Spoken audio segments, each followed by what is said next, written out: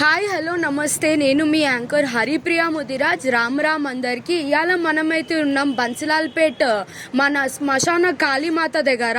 ఇక్కడ ఈ అమ్మవారు ఎలా వెలిచింది, అసలు ఇక్కడ అమ్మవారి గురించి చాలా చాలా శక్తులు ఉన్నాయి మరియు చాలా అనుగ్రహం అయితే ఉంది అమ్మవారిది అని అయితే తెలుస్తుంది.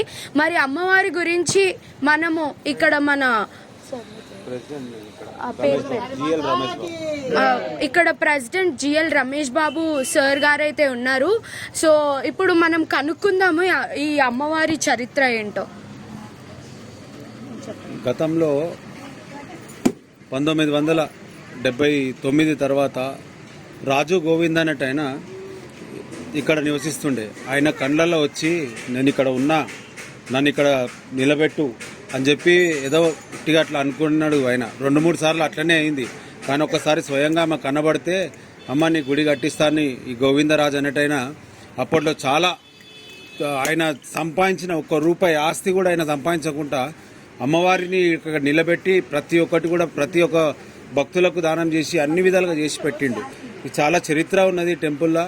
ఎందుకంటే ఇవాళ శ్మశానకాళి మన బన్సిలాల్పేట్ గ్రేవ్యార్డ్ ఇక్కడ కాళీమాత ఎట్లుంటుందంటే ప్రతి ఒక్కరికి ఆశీర్వాదం ఇస్తుంది. యాక్చువల్లీ ఏంటంటే శ్రీ మహంకాళి కాళీమాత టెంపుల్. మహంకాళి టెంపుల్ ఇప్పుడు ఈ కాంగ్రెస్ గవర్నమెంట్లో కట్టబోతున్నారు. కట్టిన తర్వాత నేను తర్వాత మాట్లాడతా దానికోసము. కాకపోతే ఏంటంటే చాలా ఇప్పుడు 7-8 నెలల నుంచి నేను ప్రెసిడెంట్గా ఇక్కడ బాధ్యత వహిస్తున్నా. కానీ చాలామంది వస్తున్నారు. ప్రతి అమాస పుణ్యం ఉంటుంది. శుక్రవారం, మంగళవారం, ఆదివారం చాలా గొప్పగా పూజలు చేస్తాము. అమ్మవారి ఆశీర్వాదం ఉండాలని చెప్పి అమ్మవారు చేసినప్పటి నుంచి నేను కూడా చాలా బాగున్నా. ఏ టెన్షన్ లేకుండా ఏం లేకుండా మంచిగా ఉన్నా. మరి ఇప్పుడు ఆషాఢ మాసం వస్తుంది కదా, అమ్మవారికి బోనాలు చేస్తలేరు జనాలు అని చెప్పేసి అమ్మవారు చాలా రూపాలుగా చూపిస్తుంది అని చెప్పేసి ఇక్కడ టాక్ నడుస్తుంది. మరి మీరేమంటారు? అమ్మవారు చూపిస్తుందంటే అమ్మవారు చేపించుకునేది ఉంటే దుబాయ్లోకి వెళ్ళి కూడా చేపించుకుంటుంది. ఆమెకు చేపించుకోవాలనిపిస్తే ఎవరైనా సరే చేపించుకోవాలని ఆమె అనుకుంటే మాత్రం కంపల్సరీ చేపించుకుంటుంది. అట్లా వాళ్ళకి చేపిస్తున్నది చేయాలన్న ఉద్దేశం, చేయాలన్న భావన, అమ్మవారికి చేయాలన్న ఆమెకు ఉంటే కంపల్సరీ వచ్చి చేసిపోతారు. చేసేవాళ్ళని ఎవరు ఆపలేరు ఈ ప్రపంచంలో. అమ్మ చేపించుకోవాలంటే చేపించుకుంటారు. మరి ఇక్కడ శ్మశాన కాళీ కాబట్టి చాలా మంది భయపడుతున్నారంట బోనాలు చేయడానికి. మరి అది మీరేమంటారు? అమ్మవారు అనేది ఒక దైవం. దైవాన్ని చూసి భయపడేటోళ్ళు అంటే అలా దయ్యాలే అనుకుంటాను నేను. కాకపోతే అమ్మవారి ఆశీర్వాదం పొందాలి. కానీ అమ్మవారితో భయపడ్డారు అనేది అది వాళ్ళు ఏదో చిన్నపిల్లల్లాగా మాట్లాడుతున్నట్టున్నారు. అదే ఇప్పుడు మనకి కాళీమాత అనేసరికి అందరు భయపడతారు. శ్మశాన కాళీ అంటే ఇంకా అందరూ భయపడతారు. బట్ ఆమె ఎంత ఉగ్ర రూపిణియో అంత శాంత రూపిణి అని చెప్పేసి మీరందరూ కూడా తెలుసుకోవాల్సిన విషయం ఇది ఇవాళ దినము.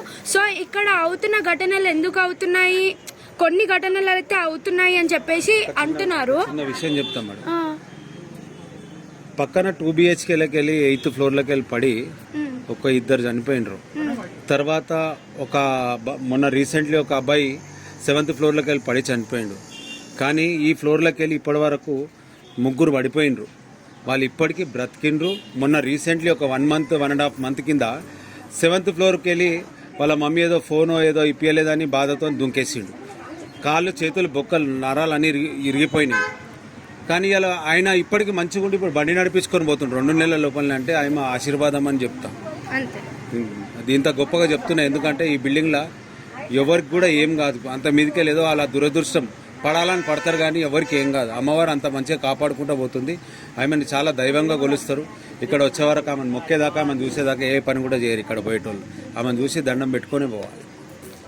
సో ఇంత స్పష్టమైన అమ్మవారు ఇక్కడ వెలిసింది కాబట్టి మీ భక్తులందరూ కూడా ఇక్కడ వచ్చేసి బోనాలు చేసి అమ్మవారికి ఆటలు కోసి అమ్మవారిని శాంతంగా పెట్టి అమ్మవారు ఎంత శాంత రూపిణియో అంత భక్తితో మీరందరూ కూడా కొలవాల్సిందిగా నేను కోరుతున్నాను. అండ్ అమ్మవారి కూడా కోరిక. అండ్ మీరు కూడా ఇంకో విషయం, కాళీమాత అనేది చూడ్డానికి భయంకరంగా ఉంటుంది కానీ చాలా మంచిగా ఎవ్వరు ఏం మొక్కినా ఆమె ఆశీర్వాదం ఇస్తారు. చాలామంది అనుకుంటారు కాళీమాత ఆమె ఉండేదే ఆ రూపంతో. కాళీమాత అంటేనే ఉగ్ర రూపం. చూసి చాలామంది అనుకుంటారు, అరే నాకు భయం అవుతుంది రానికి అనుకుంటారు. కానీ ఆమె ఆశీర్వాదం తీసుకున్న వాళ్ళు మాత్రం ఎక్కడ పోయినా మంచిగా ఉంటారు. ఇది మాత్రము శ్రీ మహంకాళి కాళీమాత టెంపుల్ నుంచి నేను చెప్పదలుచుకున్నా. ఎవరైనా మీరు, నేను చెప్పాలంటే నేను యూట్యూబ్లో మాట్లాడుతున్నా కదా, చాలా చెప్పగలుగుతాను నేను. కానీ ఎందుకంటే మీరు వచ్చి మొక్కిపోయిన తర్వాత మీకు ఏం జరుగుతుంది, ఏం సంగతి అనేది ముందుకు తెలుస్తుంది. తర్వాత మీరు నాకు చెప్పండి ఇదే విషయం. సో ఈ అమ్మవారు బన్సీలాల్పేట్ శ్మశాన కాళిగా పేరు చెందింది కదా, మరి ఈ అమ్మవారిని యాక్చువల్గా ఏమంటారు? ఈ అమ్మవారు ఎవరైతే స్థాపించిండ్రో, అమ్మవారికి ఎవరైతే వేద పండితులు వచ్చి పూజ చేసిండ్రో వాళ్ళతోని తిరుచి అనే రాష్ట్రంలో తమిళనాడు సైడ్ తిరుచి అనే రాష్ట్రంలో వాళ్ళతోని నాకు కన్సల్ట్ అయింది. గోవిందరాజ్ అనేట ఆయన ఫ్రెండ్స్ వాళ్ళు కలిసిన తర్వాత ఈమె శ్మశాన కాళియా అఘోరి కాళియా ఏ కాళి అని అడిగితే ఈమె స్పష్టంగా అఘోరి కాళి, కానీ శ్మశానంలో ఉంది కాబట్టి 2 రూపాయలతో ఉంది, ఏ రూపంలోనైనా కోల్స్తే ఆమె దర్శనం ఇస్తుంది అని చెప్పి వాళ్ళు చెప్పడం జరిగింది. ఎందుకంటే అది అఘోరి కాళి అని చెప్పేసి వాళ్ళు పెట్టిన వాళ్ళు ఎవరైతే ఉన్నారో వాళ్ళతో నేను తెలుసుకున్నా. వాళ్ళు పూజలు చేసిన అఘోరి కాళికి ఏ విధంగా అయితే పూజ చేయాలో ఆ విధంగానే పూజ చేసింది కాబట్టి శ్మశానంలో ఉంది. అఘోరి కాళి శ్మశానంలో ఉండదు కాబట్టి శ్మశాన కాళి 2 రూపాయలతో ఉన్న కాళీమాత అయ్యాము. ఎట్లా పిలిచినా వలుగుతుంది.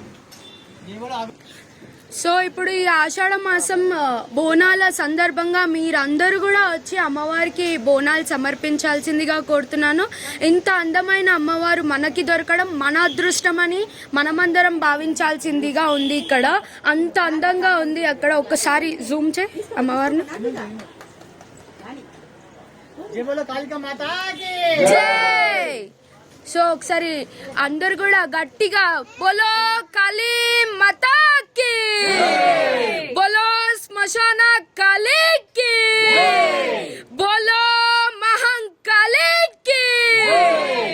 సో మీరు అందరు కూడా వచ్చి మంచిగా ఈ ఆషాఢ మాసంలో అమ్మవారిని సంతోషపరుస్తారని చెప్పేసి కోరుతున్నాను. థ్యాంక్ యూ సో మచ్ ఇంత మంచి ఆపర్చునిటీ నాకు ఇచ్చినందుకు. థ్యాంక్ యూ అండి.